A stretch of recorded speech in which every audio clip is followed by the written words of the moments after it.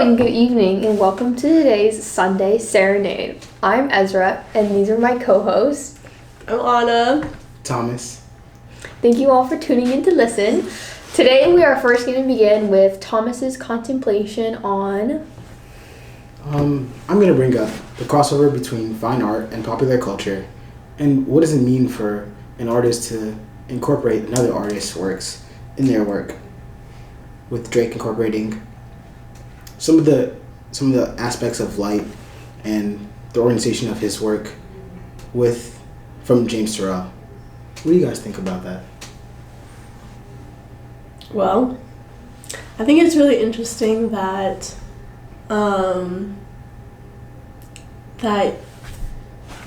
it's like Turrell already in the art world had a name, and he wasn't necessarily not famous. But it was really interesting how through Drake's supposable maybe stolen, maybe had not stolen his ideas, either way, he put him on a different platform that took him out of the art context and into the pop culture context. And that's really interesting to understand. And I don't mean to jump a little bit, but just seeing a connection between that and like the let us take selfies, it's really interesting because in the same way they're taking art, like Drake's taking this piece of art and putting it into a pop culture audience, and so in doing that he's quite possibly bringing it to teens or people who don't go out and aren't encouraged to go to museums and don't feel welcome at museums or not educated for the museum audience. They are receiving art, and in the same way, the argument that was let them take selfies also was like, yes, in one hand, this needs to be understood and be shown in an educated place. But at the same time, it's also welcoming in people who don't have that background, but are still allowing themselves to feel welcome in that space and enjoy the art. It's just interesting to see that connection between the two. So, yeah. Yeah, I totally agree. And I think that, I think that, the way that he, approached it, too, is, really important. Almost, with you were saying, with the let us take selfies and with, Drake's thing, I feel like it kind of, brings up a question, is it okay to, do anything possible in order to, get the art out? Yes, it's out there in the world, but, is it, out there in the context that, maybe they would want? My guess is, James Turrell probably, wouldn't have been yeah, sure, use my art in your music video. Mm-hmm. And so, yeah, is it worth it to, just to get it out there, to get it out in, the context of, pop culture or of, teenagers taking selfies or whatnot. But I think it also, is really important, like Anna was saying, it reaches an audience that maybe, wouldn't even, intentionally choose to, go to an art museum and look at an installation and whatnot. But, because they're doing it through the lens of, let me post this photo that looks cute, then they're still getting, an experience that the artist would want them to have. Mm-hmm. Yeah, the reason I brought it up is because when thinking about elements from our, first project where we brought two pieces together, mm-hmm. where they could have been inspired, the contemporary one could have been inspired by the more traditional one. Thinking about my own piece with my own project with mm-hmm. The processional cross and the what is it called? The talisman. Sorry, I was gonna go like this. Yes, the talisman. It's interesting to see elements of the processional cross being included in the talisman, with the cross existing on the top of it. And what does it mean for something to not really be tied down to the person who made it? And why do we find more with certain pieces, certain things that are created, why we tie them to the artist more deeply. Hmm. And whether if something is made into a popular culture icon, whether it loses that sense of, oh, this is just for this artist. It can now be brought to other, created in different ways. Just as like the cross being a thing where it can now be used in many different ways. It's not really thought of as just one thing. Mm-hmm. It only existed in that space. It's not used for any other purpose. What does it mean for James Turrell's work to be taken and put in popular culture, and then now allowing for that to exist in this space and be interpreted in many different ways with memes, with other things that are created in that way. Mm-hmm.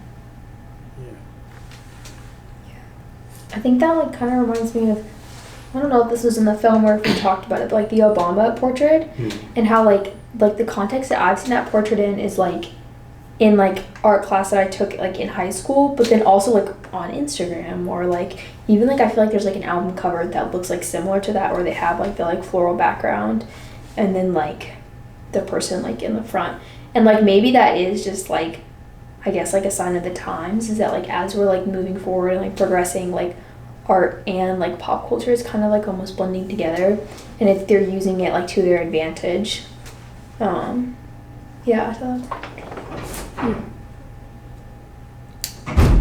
that really interested me was when our professor said that you need to sign a waiver to go into one of the pieces, and there's like a panic button in it, and what that means for Drake's interpretation of it, where obviously you're not immersed in the experience as much when you're just watching a video on YouTube, but what does it mean for there to be something that warrants a certain type of reaction in this piece, but not the same type of reaction in the other piece? I don't know. Yeah, like in his music video. Yeah, especially because his music video is just girls shaking ass. Right. Excuse me. But like, yeah, I totally see what you're saying, because I mean, it's interesting because on one hand you do have, oh, this is going to a way bigger audience now, and that has a lot of positives, but then I think a negative of that is, I guess kind of like what you're saying is, does the artist's voice get lost eventually? And like, even if you have an institution like a museum showing off the work, and then the work has a little plaque on the information and an educational understanding of what you're looking at, even if you have that, you know, how far can you go until really it goes from this is the artist's spirit and talking to you in some way to just that being lost and it just being your experience? Like, I don't know, is there a balance to that? You know what I mean? Like, I guess this is a big question, but like, does it get to a point where if somebody looks at James Turrell's actual work, they're just gonna think of hot girls, you know? Like, and it's like, okay, well, does that really give him more, or does that take from him as an artist? I don't know. And I bet like even if we like showcased like a picture, or like, you know, if there was like a group of people and you showed a picture of like, you know, Drake or James Turrell's work, like who would be like, oh, that's from the music video, and who would be like, oh wait, that's James Turrell? Because like, you know, I bet like groups of like 16-year-olds are not going to be like, oh right, like that's that artist. Right. Definitely. I think another thing that really interested me was the fact that Director X, the person who made the video, was like, also said that they didn't like get the idea from James Turrell. Yeah. Which is like, I think that's a big factor in this whole thing, whether it's stealing, whether it's not stealing, because if they would have said, oh yeah, like I definitely took elements from it, I think if you were to go take a little bit of that, it would have been like, okay, you took like the whole idea from him. And I think that's why Director X was like, nah, it's not James Turrell, it's me, it's from my inspiration, my many sources of inspiration. It also makes me think about the idea of originality and what it means for rappers to be original in their work. Because I don't know, with this whole like rappers don't like need to write their own lyrics, need to create their own music, like it can't be like they can't have songwriters like other genres of music. It's really interesting that bleeds into like music video creation and ideas with that too. Yeah.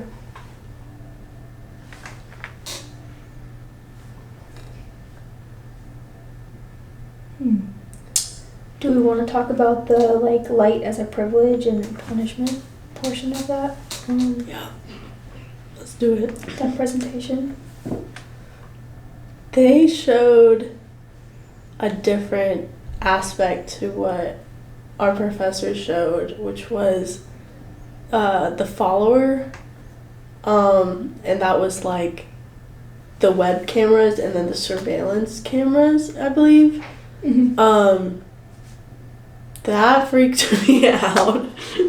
But they had a question, which was, if one person can do that, how much can the government do? And that was really interesting because it really gives like a frame of, okay, what's actually happening and who's this actually happening to. And I think from my own personal experience, like, I've never really noticed anything like that, and I think that shows a lot of, like, I live in a lot of comfort, and I think this has allowed me to realize that. And it's like, especially with watching the videos and such, especially with like Omnipresence, it's really like opened my eyes to, oh, like, this is our government, this is what's actually going on, and this is like outside, like not everybody gets this comfort, which is really interesting to me from where I'm coming from. Yeah. Yeah. I guess it's even just like, if we think about, like, they were talking about the omnipresence and like the example that she had used in class where she pulled up like the Sephora page and whatnot. Yeah. And like I mean, I guess I'd thought about that, but like I never thought about it in a negative way, I think, before. Yeah. Like, I was kind of just like, oh, like, they're just wondering, like, what my skin tone looks like, so, like, they can pick the best blush or whatever. Yeah. And, like, you know, obviously, like, we know that there are databases or whatever that collect information about us. But, like, I guess, like, yeah, I agree with you. Like, being in the place that I am, I never thought, like, oh, this is going to, like, negatively impact me, or, you know, this is going to, like, something bad is going to come out of this. That it's not just, like, a thought in the back of my mind. And then it's just really interesting, like, how, yeah, like, not everyone, like, has that same privilege just by, like, going on the internet and typing in the type of blush that you want or whatnot. Yeah. I think it's really interesting, especially Omnipresence. I don't know. I went to, there's been a lot of places that I went to recently where, like, I would see one of those lights that, like, they're in their The version with the blue light? like the generator flood lights. Yeah, the floodlights. Oh, okay. Yeah. And I was like, oh, like that's literally like the thing that is pointed into somebody's house, which is like insane to think about. And then I rewatched it again, and I heard the person. I didn't know that the person had talked about like not getting how they really wanted blackout curtains, and I didn't hear that the first time. I thought Prof K had just brought that up in class, which that might also be what happened. But the person in the video was like, "Oh yeah, I wish I could buy those blackout curtains," and that like is really like devastating in terms of describing like the type of area that they put these lights in and what they think of those people that live in that area, and having that light be like a comfort. Even though it's right, it's, yeah, like we talked about like the Stockholm syndrome. Yeah, which is like insane. Finding comfort in something that's like damaging to you, and like you like literally like can't sleep because of the light that is pointed at you all the time. Yeah. And it's like physically hurting them too, right? Mm-hmm. It's a disturbing image, I think, because like I can't imagine having a camera like pointed at you, like not pointed at you, but like a camera recording inside that like house, and having the only light source be like the floodlights, which is like insane. Like to be able to capture a solid image, and not have a bunch of green or like have like a bad video because of the lighting in that room because of the floodlights is crazy to me. Mm-hmm. And to think about like in rich areas or like areas that are more affluent, where the lights will turn off at a certain point of night. Yeah. And their lights just being on all the time. It's just crazy. Mm-hmm. Yeah, like even here, right? Like our lights, like why the thing would turn off. Mm-hmm. Like I think I after we watched it, I was like walking, like back from D Hall, and I noticed that like when you're walking like by the lake, like the light goes, it turns like on and off. I think it might be like on a timer or something. But yeah, I was just like, oh, like, yeah, and it was dark, and I was like, technically, like we're on a college campus, like anything could happen right now. But like obviously they don't view that. You know what I mean? Like it's not the same. Whereas they're like, oh, like something here is gonna happen to this girl who's walking at night. Whereas, you know, if it's a young kid that's walking at night, like at that neighborhood, that light is on, like for them all the time. Mm-hmm. Yeah, and think like in our neighborhood where this school is definitely a more like rich area, and people on this campus have been begging for lights for a while. Well, from like URPD to place lights like around this campus. We used to have one of those lights like outside the library. I don't know if it's still there. I don't think it's still there. But we used to have, I saw that. I remember that. Yeah. We used to have one of those lights like outside of the library because the area was so dark. But I think since the construction, they took it down because that area is like being constructed on, and it's just interesting that like in an area like this we like really like we beg for it. Yeah, like obviously, we want the light. Yeah. Not in like areas where we sleep, but like areas where we're walking all the time.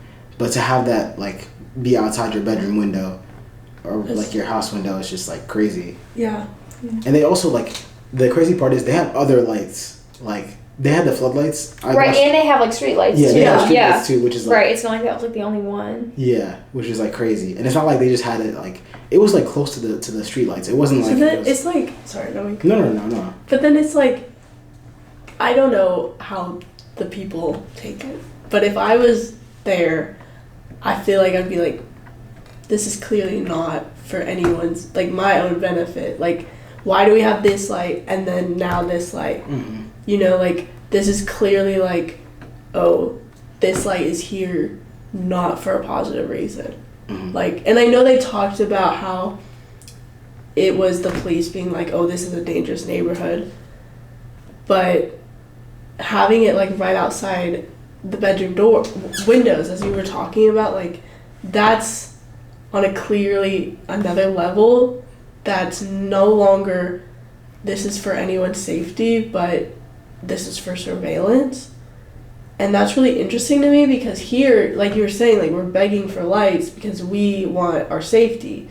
You know, like I am a girl and I do get scared walking around at night, and so I want a light. And so like I'm over here begging for light in a sense of safety, but then they're getting light in a sense of surveillance and not security, surveillance.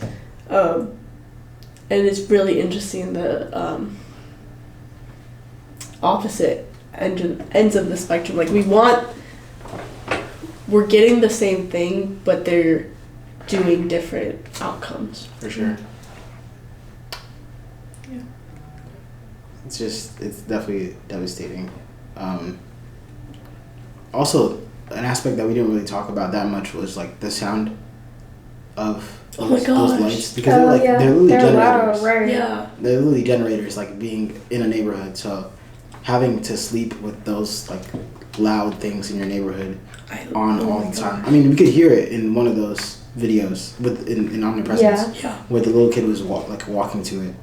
You could hear how loud it was, and for that noise to just be on all the time is just insane. Like, to have to get used to that feeling is honestly like unfair. Yeah. There's literally no peace. Like, I don't know how to describe it. Right. For you to not be able to have peace in your own home, and it's not even like anything that you can control. Yeah. It's just a crazy thing. Yeah. Yeah, it's almost like when she was talking about like the same thing that they do in prisons, Mm-hmm. where they like keep the lights on. Like, I don't know, it's just interesting if you think about like the projects, and like probably a lot of people who live in the projects maybe like have been convicted, or I don't know, something like that. And yeah, like just like the lower poverty like people who are living there, and this, like even the style that like the projects is built in, like, and the style that like a prison is built in, like almost looks similar. And it's like the light like aspect is like the same thing. Like, they're almost being like punished to the same extent that people punish people who are like in jail by saying like, we're keeping this light on so you can't sleep, like because like you did something. Yeah. And then like these people are like living in their homes, and they're like, we're keeping this light on because we think you're gonna do something, and so we are therefore feel like we're entitled to have this like surveillance over you.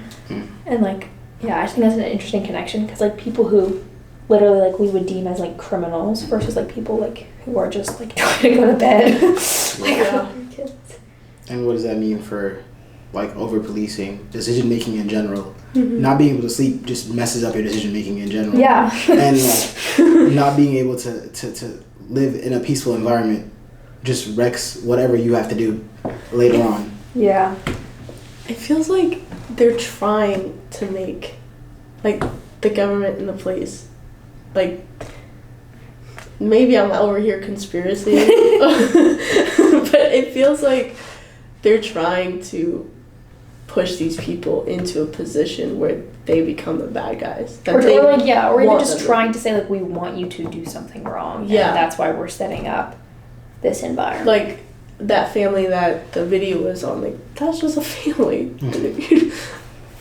Like, seriously. Mm-hmm. But I feel like in doing what the police were doing, it's like saying, come on, I know you're gonna do something. Yeah. Like, they want, I don't know, maybe Yeah, and the person in the video is like, yeah, like they say that we're in a neighborhood that like has all this violence. Yeah, but like, Yeah. like show me where the violence is. Yeah, she's Yeah. just like these are just really nice nicest people. I've ever met. Yeah. And it's just like being deemed one of these like neighborhoods again, Yeah. which is like insane. Mm-hmm.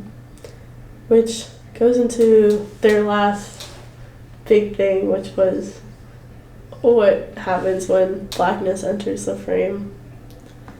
Which I feel like is a good topic to close out on, but I don't know what y'all's thoughts were, because that was a hard question. That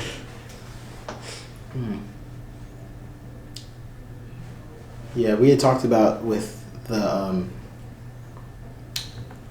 camera system not being able to focus on the black man in the I forgot.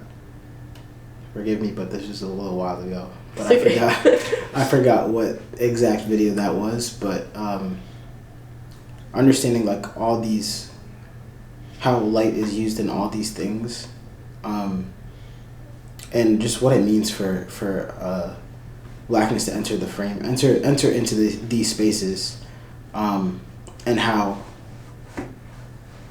blackness is being like watched in this way, surveilled in this way. It's interesting how an outside perspective defines what the outcome is most of the time. Mm-hmm. In terms of surveillance, the person that's surveilling the people usually defines like what is happening in the video, not really what's actually happening in the video. Mm-hmm. Such as like if there was a camera in the corner of the room and it was watching something that was happening in between like two people, Mm-hmm. it's the person that's like watching it and judging it that decides what's happening in that video. It's not really like Right. it might not be what's actually happening within that video, but it's what that person thinks is happening. And thinking about what that means in terms of our justice system and the way that everything works with precedents, with how like our legal system works, is scary because like it's all coming from perspectives of people who have like died, been like lived in a world that is just not the world that we live in now, and their perspective is what's defining what's happening now. These are not always a bad thing, but it's kind of scary because the judges now, like people who decide things now, can only decide based on what happened in the past, and it with two different contexts, you can't really decide what's happening now based on the past because it's a completely different world. There's so many things that have been introduced, much less in the past 10 years, that are like insanely different than what happened 50 years ago. So it's just interesting to define what blackness is when it enters the frame within our current context. Right. That was good. Yeah. Yeah. I guess that kind of like sums it up and maybe brings us to a closing point. And a question for our viewers to think about too, as they look at us through the frame. Yes. Thank you all for tuning in to our Sunday Serenade. Thank you. Bye.